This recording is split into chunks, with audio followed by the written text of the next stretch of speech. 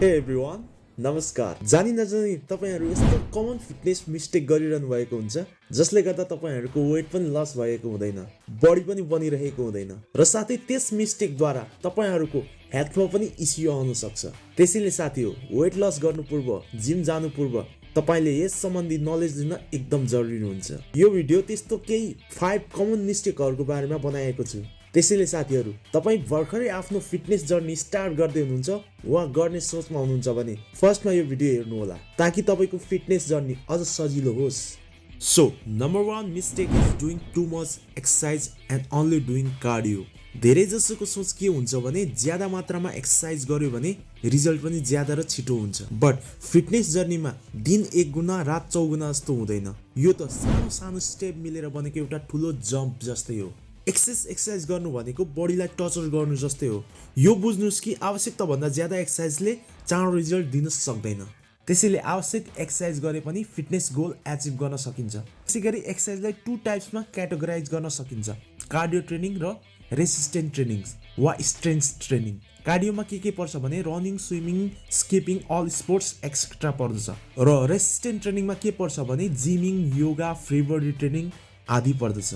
यदि तपाईको goal weight loss हो भने तपाईले रेसिस्टेन्ट ट्रेनिङ गर्नै पर्छ। यदि तपाईको गोल बडी बढाउने हो भने पनि तपाईले रेसिस्टेन्ट ट्रेनिङ गर्नै पर्छ। कुन एक्सरसाइज चाहिँ राम्रो भनेर मैले एउटा डेडिकेटेड भिडियो बनाएको छु जुन चाहिँ अहिले यो माथि आई बटनमा लिंक हुँदैछ र डिस्क्रिप्सनमा लिंक पनि रहेको छ।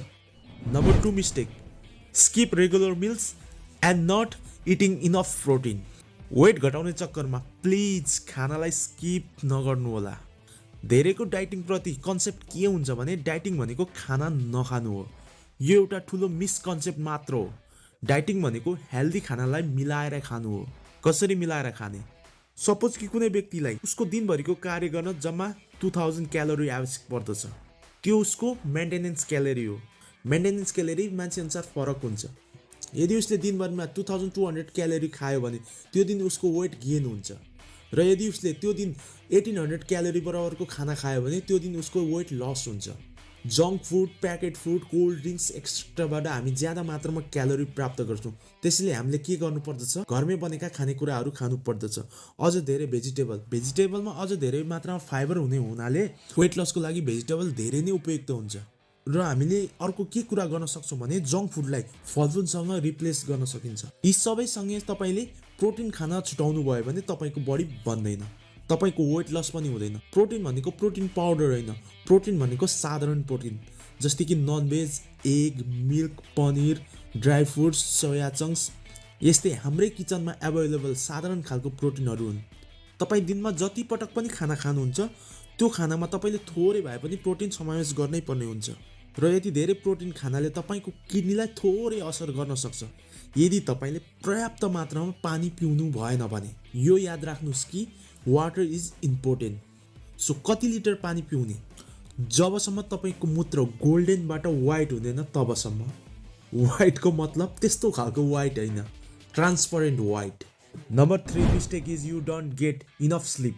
धेरै पनि होइन, थोरै पनि होइन, हामीले दिनको 7 देखि 8 घण्टा स्लिप लिन आवश्यक हुन्छ।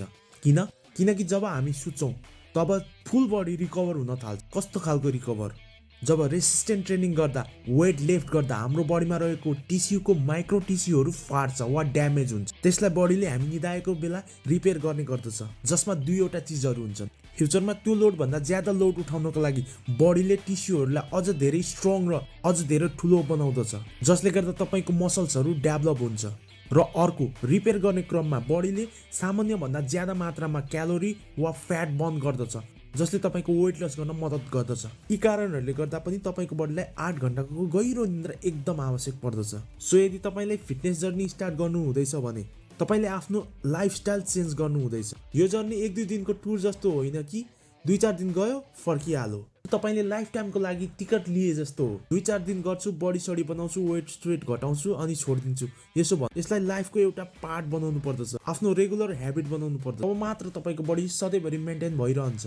ओभरअलमा कुरा के हो भने फिटनेस जर्नी स्टार्ट गरेपछि कन्सिस्टेन्सी चाहिँ एकदमै हुनु पर्दछ। र अर्को एउटा इम्पोर्टेन्ट कुरा, आफूले आफूमा विश्वास गर्नुहोस् कि आई क्यान डु इट, जसरी पनि म गर्न सक्छु र डेडिकेसनको साथ अघि बढ्नुहोस्। तपाईले लाइफका जस्तै पनि च्यालेन्जेसहरू पार गर्न सक्नुहुन्छ र तपाईँ चाहे जस्तो तपाईँ बन्न सक्नुहुन्छ, रियल तपाईँ। अरू त्यस्तै हो। फिटनेसको बारेमा सिरियस भएर सोच्नुहोस्, फिटनेसलाई आफ्नो जीवनको एउटा हिस्सा बनाउनुहोस्। फिटनेस सम्बन्धी अरू भिडियो हेर्न चाहनुहुन्छ भने मेरो फिटनेस सम्बन्धी प्लेलिस्ट छ, त्यो गएर हेर्न सक्नुहुन्छ। र यो भिडियो हेरेर केही सिके जस्तो केही जाने जस्तो लाग्यो भने यो भिडियो त लाइक गर्नै पर्यो। भिडियो अरू साथी समक्ष सेयर पनि गर्नुहोला र हेर्दै गर्नुहोस्। नमस्कार।